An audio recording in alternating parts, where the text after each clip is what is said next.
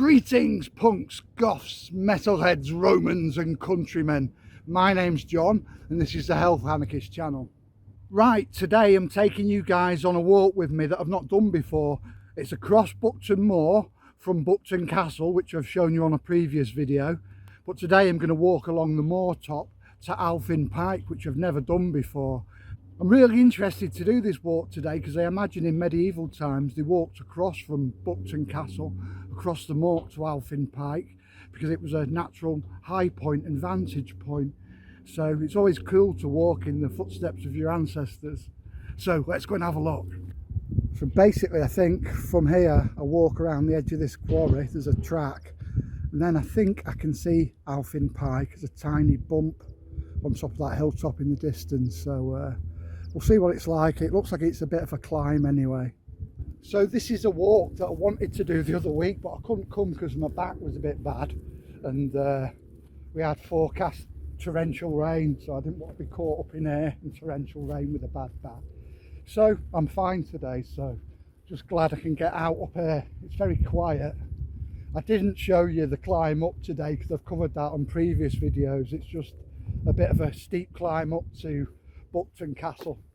If any of you are fellow walkers, I can describe this walk as like it's a missing jigsaw piece in the puzzle, and once I've done this bit it should connect a lot of other walks I've done up together.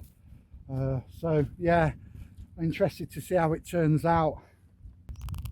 So it's always hard to judge on Google Maps how steep a walk is. I mean, it looks fairly steep to be honest getting up to there, but I'm hoping it's one of those gradual hills that, you know, you don't feel too much because it's quite gradual, but we shall soon see. It could be one of those really difficult ones that's steep most of the way.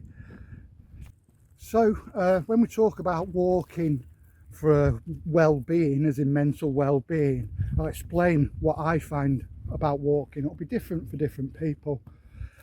I like being away from built-up areas, from houses, from busy places for lots of people, and I find it very relaxing having the quietness of a walk and not many people about. And even if you're with a group of your own friends, you can enjoy that peace and quiet away from all the busyness and the madness going on in the towns and cities.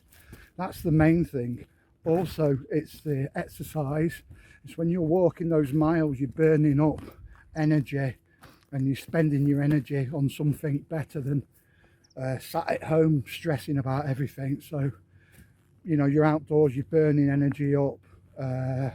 If you've got a lot of stress and you've got a lot of adrenaline coursing through you, it can help to burn it off during your walking. And also being outdoors in a natural place. As human beings, our natural environment is the outdoors. This is where we was designed to live. So I find that very relaxing and calming as well. Right, now I'm a bit further on, I can definitely see what I think is the trig point on top of that hill. I'm glad I can see it because it gives me a good sight line to aim for. That is my destination today, is the trig point on Alphin Pike. Strangely, it feels like I'm on some old tarmac road, which is odd on the middle of this moor, but yeah, that's what we're on, an old tarmac overgrown road. I've just come across this unusual cottony type plant. It's like really fluffy cotton. Not sure what it is. Is it cotton? I imagine for bushcrafters this would be very useful to pick and put in your fire making kit for making fires, obviously when you're well away from the moors. Right, I'm off that old tarmac track now. It seems to be leading me in the wrong direction, so I'm just cutting across the moor a bit to another track which leads me more directly up. There's a nice moorland pond area, good water source for bushcrafting. Right, I've just given that moorland pond a very wide berth because the area all around it and quite far away was very watery and boggy. Such is the nature of these ponds on moorlands, and I've come much further along, which is giving me a direct track up, I think. So we'll see how we go. So one of the worst things today is I've got sunscreen stinging my eye because I'm sweating, it's running and it's got into my eye and it's really stinging. I mean, even on a day like this when it's overcast, you can get quite burnt when you're exposed up on a moor top. So I'm just going to try and wipe this off. I don't know if you can see my eye, it's really watering there. It's quite severe stinging. A moorland mushroom. This is kind of the right track now. Looks a bit like a lunar landscape if I point the camera down. As you can see, I'm on track now. My eyes more or less stopped stinging, so I'm glad about that. And I think I've just got a short little climb up to the top now, so let's have a look. So I'm imagining that they've put all this stone down. It's like ballast. I imagine they've put it down to help prevent erosion of the moorland, you know, with it being a popular track with a lot of people coming up here. So far today I was talking about, I don't know if it's going to be really steep climb up to Alphin Pike, but it's been all right, to be honest. From Buckton Castle and across Buckton Castle Moor to here so far, it's been all right. The only difficult bit, which I didn't video today, was the steep climb up to Buckton Castle itself. But once you're up here, it's not bad really. Right, it is getting a little bit steeper. Now I'm getting near the summit, but it's not too bad. I think with moors, a lot of the time, once you're up on top, it's not too bad at all. What a beautiful view from here. It's amazing. Right, it doesn't look like there's far to go at all now. So I think I'm just on the final little stretch before we get to the summit. So quiet today. I've not seen another soul up here. It's getting a bit more steep now. Not too bad. I just had a false summit. What I thought was the top, it wasn't. There's more to go.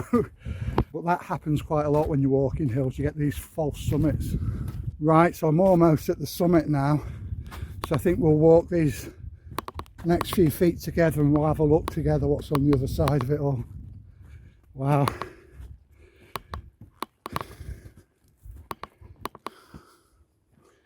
Right, you can see right in the distance over there, that's Wimbury Stones, where we walked in a video a while ago. And if I get to this edge here, you can see the trig point in the distance, so I'm just going to walk over there now. So I think that's all the climbing for today, folks. I'm pleased about that. It was a bit of a climb, but wasn't terrible. Some parts were really easy.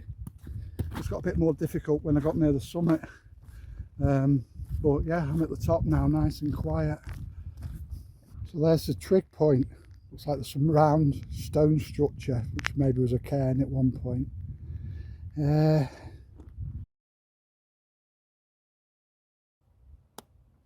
So here we are, top of Alphin Pike. Pleased I got here. Now I'm just going to chill out and have a rest for a bit and see what sort of a view we've got round here. Wow guys, look at that view. That's Stones Reservoir. God, it's amazing.